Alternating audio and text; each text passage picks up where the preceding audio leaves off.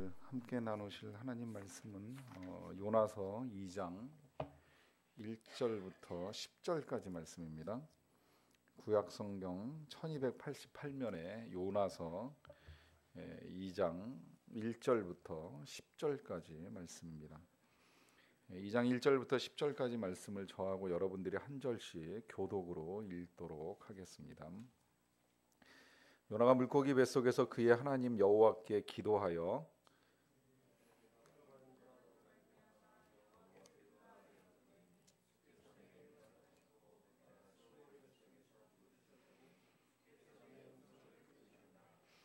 주께서 나를 깊음 속 바다 가운데에 던지셨으므로 큰 물이 나를 둘렀고 주의 파도와 큰 물결이 다 내 위에 넘쳤나이다.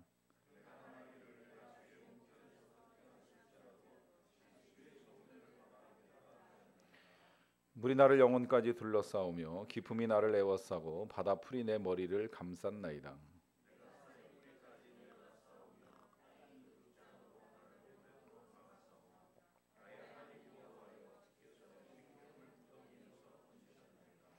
내 영혼이 내 속에서 피곤할 때에 내가 여호와를 생각하였더니 내 기도가 주께 이르러 싸우며 주의 성전에 미쳤나이다.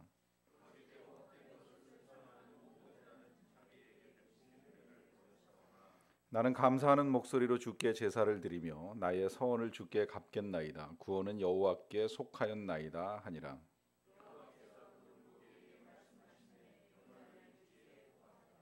아멘.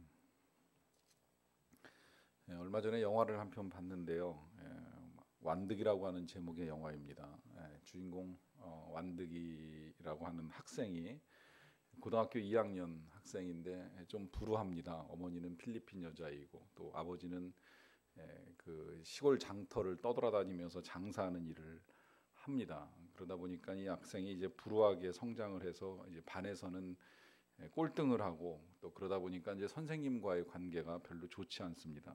이 학생이 자기 집에서 가까운 데 있는 그 아주 작은 교회를 가서 가끔 한 번씩 기도를 합니다. 그 기도의 내용이 이런 겁니다. 하나님, 똥주를 죽여주세요. 그 똥주가 교회를 다니는 것도 알고 있고 하나님께 헌금을 드릴 텐데 이 다음에 자기가 돈을 벌면 똥주가 내는 것보다 10,000원을 더 낼 테니까 똥주를 죽여주세요 하는 기도를 드립니다. 이 똥주라는 사람이 그 학생의 담임 선생입니다. 그래서 담임 선생님을 죽여달라고 하는 기도를 이제 하나님께 드리는 겁니다. 그만큼 이 선생님과 이렇게 이제 사이가 좋지 않은 것처럼 보여지는데 이제 그러다가 이 학생이 이 공부가 이제 체질에 맞지 않으니까 킥복싱을 배우게 되고 이제 운동으로 몸을 단련을 하던 중에 이 어느 날 자기가 그 살고 있는 옥탑방에 인기척이 나서 도둑이 들었다고 생각을 하고 이제 불이 켜지지 않은 상태에서 누군가 그 집안에 있다는 사실을 알고 몰래 들어가서 집안에 들어와 있는 도둑을 그 킥복싱 실력을 가지고 이제 멋지게 발로 걷어차는데 그 사람을 때려 눕히고 나서 보니까 담임 선생님이었어요. 이 담임 선생님이 아버지에게 부탁을 받아가지고 이제 아들을 돌봐달라고 하는 그 부탁 때문에 열쇠를 받아가지고 있다가 이제 그날 뭐 여러 가지 이유에 의해 가지고 그 집에 들어가 있었는데 이제 그를 도둑으로 오인을 해서 발로 걷어찬 겁니다. 문제는 그런데 이 킥복싱 선수이다 보니까 이제 맞은 선생님 갈비뼈가 나간 것 같아요. 그래가지고 그 갈비뼈를 다친 선생님을 들쳐업고 병원 응급실로 향해서 이제 열심히 달려가게 되는데 달려가면서 그 주인공인 완득이가 이런 기도를 하나님께 합니다. 이런 방식은 아니었잖아요. 내가 이렇게 원했던 건 아닌데 왜 하나님 이렇게 응답하십니까? 여러분 그런 식의 결과들을 놓고 우리가 기도의 응답이라고 생각을 할 수 있을까요?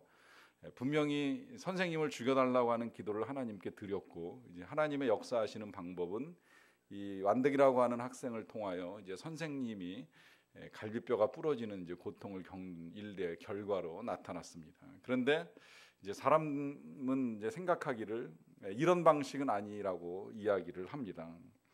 여러분, 우리가 하나님께 소원을 가지고 나아갈 때 이제 하나님의 응답하시는 방법들이 있습니다. 그런데 그 응답의 결과를 놓고 보면 그 사람이 원하는 방식하고 이제 다르게 응답을 하는 경우가 있습니다. 제가 금요일 날에는 한번 말씀을 드렸던 적이 있는 것 같은데 여기 금요일 날 계셨던 분이 많지 않으니까 한 번 더 말씀을 드리자면, 저를 이제 학교에서 설교학을 가르쳐주고 이제 예배학을 가르쳐주셨던 교수님은 평생 소원이 그 대학 총장이 되시는 거였어요. 그래서 진짜 노골적으로 총장이 되기를 무척 원하셨는데, 마지막에 이 서울에 있는 그 광나루 신학대학교, 장로회 신학대학교의 총장 될 기회를 이제 놓치셨습니다. 그래서 이제 더 이상 총장 될 기회가 없다 싶었는데, 때마침 이제 전주에 있는 우리 교단의 그 한일장신대학교의 총장 자리가 나면서 이제 거기 총장으로 부임을 하시게 됐어요. 그래서 이제 그 우리 서울 장로회 신학대학교의 교수직을 그만두고 이제 그 전주로 이제 부임하러 가시기 전에 마지막으로 학생들한테 인사를 하실 때 이제 그분이 하신 말씀이 이런 말씀입니다. 평생을 총장 되기를 위해서 기도를 했는데 하나님이 응답하시기를 전주로 응답하셨다. 이 번지수를 놓고 기도하지 않다 보니까 하나님이 서울에다가 총장 자리를 주신 것이 아니라 전주에다 총장 자리를 주시는 바람에 할 수 없이 이제 내려가게 됐다고 하는 말씀을 하시는 것이었습니다. 그러니까 이 사람이 구하는 것과 하나님이 응답하시는 방식이 때로는 이제 다를 수 있다는 거예요. 분명히 응답이 맞는 건 틀림이 없지만 그 응답이 우리가 원하는 대로 나타나지 않을 수도 있다는 겁니다. 그리고 더 안타까운 건 뭐냐면 이제 그런 응답이 나타날 때에 이 응답의 결과가 이제 이전보다 상황이 더 악화되는 일들을 만나는 겁니다. 뭐 예를 들면 지금 요나가 이제 그런 상황이라고 할 수 있어요. 자, 요나는 풍랑을 만났습니다. 하나님을 떠나가다가 바다 위에서 풍랑을 만났고 그 풍랑의 해결책으로 그 배에 함께 타고 있는 사람들에게 나를 들어서 바다에 던지라고 하는 부탁을 하지요. 그리고 그 말대로 이제 사람들이 요나를 바다에 집어 던졌습니다. 자, 그러고 나면 이제 여기서부터 뭔가 우리는 만약에 우리 입장이라면 뭔가 이제 달라진 삶을 기대합니다. 이제 하나님의 뜻대로 나를 던졌으니 그 던짐의 결과로 내 삶에 어떤 변화가 나타나기를 기대해요. 그런데 문제는 뭐냐면 거기서 변화가 나타나는 것이 아니라 이 요나가 물고기 뱃속에 갇히게 됩니다. 상태가 더 열악하게 됐다는 거예요. 뭐 뱃사람들 입장에서 봤을 때는 파도가 가라앉고 풍랑이 잔잔해지면서 좋아졌는지는 모르겠지만 요나 개인의 입장으로 봤을 때는 정말 깝깝한 상황에 놓인 겁니다. 이전보다 더 힘들지요. 차라리 배 밑바닥에서 잠을 자고 있을 때라든지 아니면 풍랑치는 그 바다 위 배 갑판 위에서 사람들하고 이야기하고 있을 때가 더 낫지요. 지금 이 물고기 뱃속은 아무것도 보이지 않고 또 아무것도 들을 수 없고 또 아무것도 알 수 없는 막막한 세상 속에 더 갇혀버린 겁니다. 얼마나 답답하겠어요. 여러분, 이런 상황 속에 우리도 놓이는 일들이 종종 있다라고 하는 것입니다. 우리는 이러한 삶의 해결들을 위하여 기도를 하는데 내 생각대로 삶이 풀려나가기보다는 오히려 내 삶을 더 갑갑하게 만드는 상황에 놓이는 일들이 때로는 있을 수 있다라고 하는 것이지요. 그런 상황에 놓이게 될 때에 자, 우리가 어떻게 이 일을 풀어나갈 것인가라고 하는 것이 이제 오늘 우리가 요나서 2장 1절부터 10절까지의 말씀을 통해서 함께 봐야 될 부분입니다. 때때로 이 말씀은 이제 많은 사람들에게 의심을 불러일으킵니다. 어떤 의심이냐면 과연 물고기가 사람을 삼키고 3일 동안 그 사람이 그 물고기 뱃속에서 안전할 수 있겠느냐, 이게 정말 과학적으로 맞는 말이겠느냐라고 하는 것을 질문을 하는 일들이 종종 있습니다. 사실 그 질문 자체는 성경을 보는 좋은 시각은 분명히 아닙니다. 성경을 볼 때는 우리가 왜 그런 일이 일어나는가라고 하는 질문, 이 왜라고 하는 질문을 가지고 초점을 맞추어야 되는데 사람들은 자꾸 어떻게 이런 일이 일어날 수 있느냐라고 하는 이 방법의 문제를 가지고 질문을 합니다마는 굳이 그렇게 질문을 한다면 이제 이런 식의 답변 드릴 수 있습니다. 사람이 물고기를 삼키고 3일 만에 그 물고기를 뱉었을 때 물고기가 살아있는 것보다야 물고기가 사람을 삼키고 3일 만에 토해내는 게 더 믿기 쉽지 않습니까, 여러분?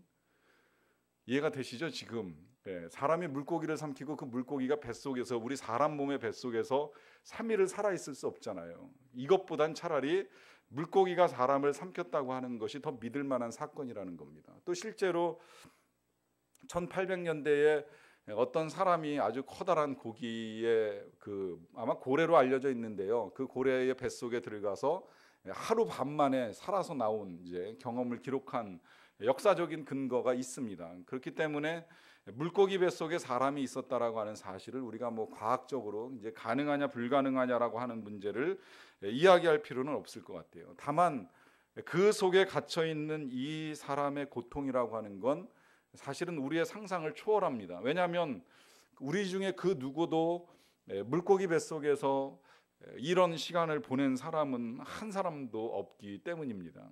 저는 그런 경험은 한번 해본 적은 있어요. 이제 2006년에 그 제가 섬겼던 의료선교부 의사들하고 또 몇몇 사람들하고 같이 스리랑카로 단기 선교를 잠시 다녀왔습니다. 이제 5월에 갔었는데 뭐 5월이라고 하더라도 이제 스리랑카는 우리나라 한여름보다도 훨씬 더 덥습니다. 더운데 보통 그런 데로 이제 사역을 가면 이제 넓은 장소를 이제 구해 가지고 이렇게 진료를 하는 이제 그 과를 좀 구분을 하고 그 과에 따라서 이제 사람들을 줄을 세우고 한 사람씩 진료해 나가는 일을 하는 것이 일반적입니다. 그런데 이제 둘째 날 우리가 사역을 할 때에 들어갔던 지역은 그런 장소를 구할 수가 없었어요. 그러나 이제 감사하게도 그 마을에서 가장 집이 넓은 사람이 교회를 다니지는 않았는데 그래도 이제 대한민국에서 이제 진료를 해주려고 하는 좋은 사람들이 왔다고 하니까 이제 자기 집을 개방해 주겠다고 해서 이제 그 집을 이용을 해서 병원을 차려놓고 이제 진료를 하는 일을 하게 되었습니다. 근데 그 집이 넓기는 넓은데 뭐 아주 넓은 것도 아니지만 그냥 방 한 서너 개에 이제 의사들이 한 방에 한 보통 두세 명씩 나눠서 들어가 가지고 이제 과를 분담해서 진료를 하고 그 다음에 그 환자들을 세우는 게 이제 복잡하니까 마당에다가 일렬로 줄을 세워놓고 이제 수백 명을 줄을 세우는 거예요. 세워놓고 이 한 명 한 명 이제 문진을 통해 가지고 이제 어디가 아프냐 왜 왔냐 이제 한 다음에 각 방으로 이제 사람들을 분배하는 일을 합니다. 그렇게 하다 보니까 이제 이 그 집 안에 들어와 있는 사람도 의사를 비롯해서 통역해 주는 사람이 있지요. 그리고 이제 환자 진료받는 환자 또 대기하고 있는 환자 이렇게 있다 보니까 그 집안에 사람이 수십 명이 되는 거예요. 그런데 이때가 어느 때였냐면 2005년에 그 인도네시아에서 왜 쓰나미가 한번 크게 나잖아요. 그 쓰나미 때문에 실은 스리랑카의 지역 전체의 한 3분의 1이 물에 이제 잠깁니다. 그래서 그 난민들 때문에 이제 진료를 하러 갔던 거거든요. 그러니까 이 사람들이 난민 생활을 하면서 제대로 씻지도 못하고 뭐 빨래도 못하고 하는 그 지저분한 상태에서 한국의 의료진이 왔다고 하니까 이제 진료를 받기 위해서 이제 다 정말 이제 때로 몰려와 가지고 이제 싸우다시피 줄을 서 가지고 이제 진료를 받고 있는 거예요. 이 사람들이 그 좁은 집안에 들어와 가지고 줄 서고 이제 부대 끼고 하면서 이렇게 하다 보니까 얼마나 그 안에 냄새가 쾌쾌한지요. 그리고 막 이